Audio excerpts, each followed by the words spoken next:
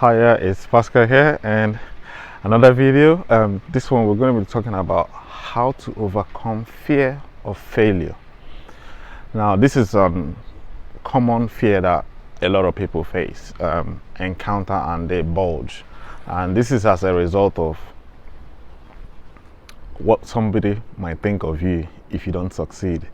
Let's say, for instance, as this video now, if this video doesn't come out right, I put it on YouTube and somebody doesn't like it or give me a negative comment because of something I said, or they don't like it, or as a result of that fear, I will not shoot this video.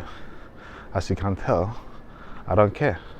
I've overcome that fear because I know that everybody will not like me, everybody will not buy from me, everybody is not my customer. I have my own avatar, I have my own customers. That is the same thing in business. If I'm selling men's clothing, obviously women won't be my avatar, women won't be my customers. They might often go in there to my online shop and purchase something for their husband, but technically when they're going to buy their own stuff, they will go somewhere else. Vice versa, if I'm selling products for women, men will not visit there unless they want to buy for their spouse. So there is no way everybody is going to like what you offer or buy from you. So the moment you start understanding, having this sort of realization that you have your own audience, because I believe that there is abundance in life. God has created all of us uniquely. So you now have your own market waiting for you to come. As long as you don't develop the skills, build your business, or create this life that you want, that market, somebody else will take it. And you might end up working for that person because of what? Fear. That maybe you go to the bank, you borrow money, you won't be able to pay it back. If you're scared of that, what will happen 100 years from now? Where will you be? You'll be dead. You agree, you'll be dead. But if you determine and have persistent action that you're going to make this work, then you pay back the money. So you don't have that fear. But even if when hundreds of years from now you're dead, will you be in your grave worried about how many people you owe? No way. So it's something that you have to find something to motivate you to take that action, to override that thought, because it will come in form of a thought. Understand this, your thoughts are the things that guide your life, they are the things that navigate your life. So your ability to have the awareness around what is going on in there, then look at it.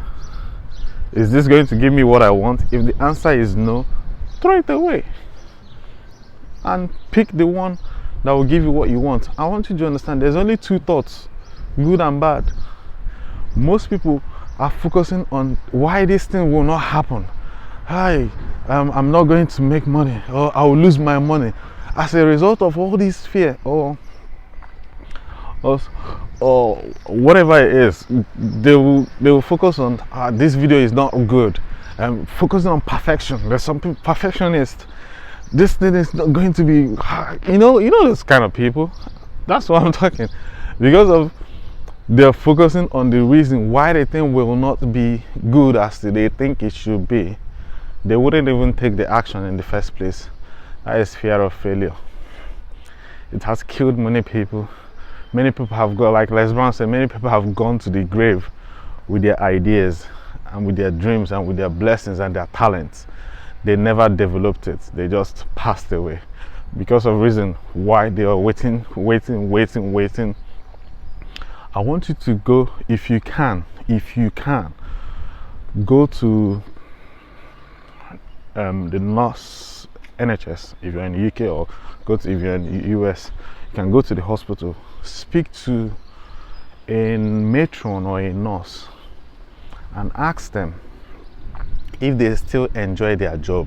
They will say yes, but they will tell you something else, that if they had the opportunity they would have done something else because it's tiring. When they get towards that because I speak to a lot of nurses, when they get towards that retirement age, maybe the last decade of retirement, they don't want to go to that work anymore. They are just there now, taking time, because they've just realized. Most of them come and start businesses at that age. Why did they wait that long? I'm not saying go and speak to them. Either because constantly that is a profession that is getting screwed and screwed. Teachers are the same thing. Fear. They've got so much talent in them that they are blessed with, but fear has gripped them and they can't even take action because they are thinking, and sometimes I don't blame them. Government makes it so difficult for them to, even some work, for them to do something outside with their name or anything. If they catch your name, that's they controlling you everywhere.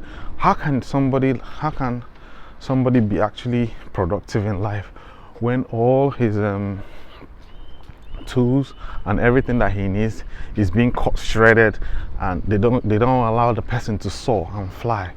So some companies are like that. So you just have to understand that life is your one. If you allow these things to carry on creeping in and start holding you back because of your waiting for being perfect, when you get to 60, you will look back and say, I wish I took that opportunity.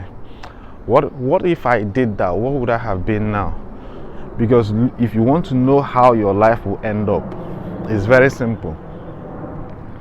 Look at how the people that are doing what you're doing 20 years ago, how did their career finish? Just pick like 10 people or 5. If you're a nurse that just started, you're trying to get into nursing and you want to do nursing as a career, I know you might be dreaming of being a doctor or something. Maybe you ended up in nursing. You want to be a doctor or something. Now look at doctors, consultants. These are the top income earners. What do their life look like? That is exactly what you will get. Pick 5 people, you be an average of them, and that is exactly what you will get at that age. The same thing goes to nurses. If you see them working at 60, 70, you will be working at 60, 70. You can't escape it.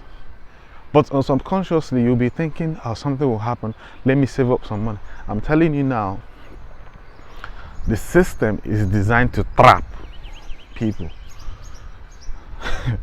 You know a trap. You know when they're gonna catch a fish or a rat, you set a bait. What's the bait? Money. That's what they said. When they give you that money, they trap you. As a result, your thought is being controlled by your finances. And once you have this going on, you cannot really do anything. Fear will always grip you. You will always be short on money and short on time. All these things, valuable things that you need, short, you wouldn't have enough. They pay you just enough to get over the line the month. They pay you just enough to get over the line in the month, because they know if they give you a lot of money, you go and do something else. You gotta start the business immediately. So that's the way it's designed. So when you're in it already, fear will grip you by taking action. But you can only take action when you have faith. So people have come out of it. They've written books. I always tell people, read The Stranger's Secret. It will tell you exactly the practical things that you need to do to get out of it.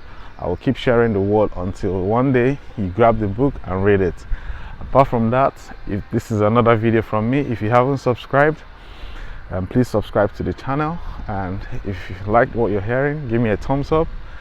Then if you want to join the webinar, it's every Saturday. I'll put all the links in the description, and I'll see you in training. Take care. Bye bye.